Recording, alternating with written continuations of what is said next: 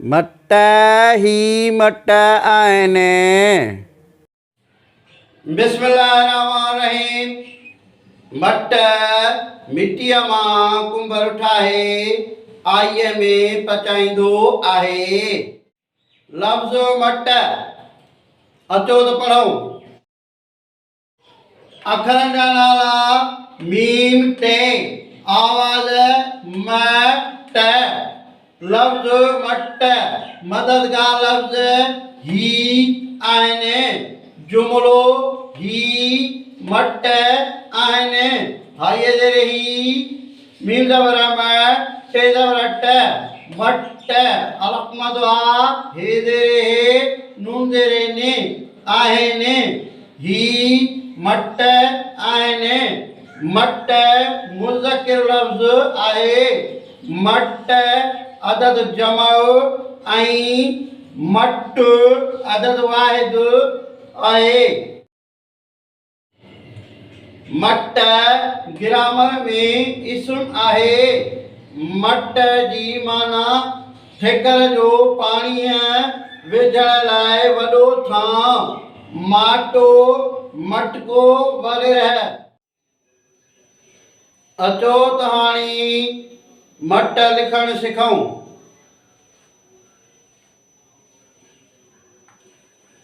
लफ़्ज़ आहे मट।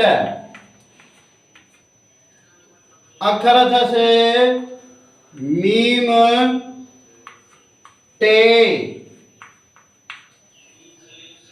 आवाज़ म ट। मीम खे लाइन ते लिखी लाइन ते छिके ऐं अड़ी हिकिड़ी मथे कबी पहिरीं अड़ी वरी उनखे पोइते मोटाए वरी पोइ अड़ीअ खे मथे कबो।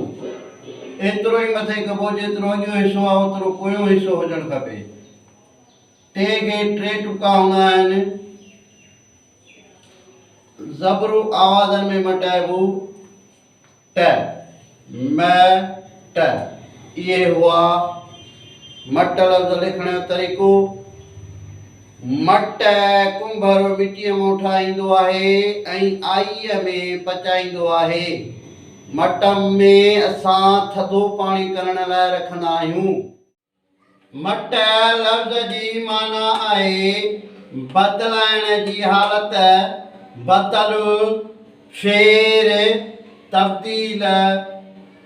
ख़ैरपुर मीरस में हिकु दिलि जो नालो बि आहे। मट अखरनि जा ॿिया लफ़्ज़ मिट गल जो अंदरियों पासो, मिट माइट अज़ीज़ ऐं रिश्तेदार वग़ैरह। हिन वीडियो खे लाइक कंदा, शेयर कंदा, फॉलो कंदा। यूट्यूब ते सिंधी एजुकेशन 92 खे फॉलो कंदा। मट ही मट आहिनि।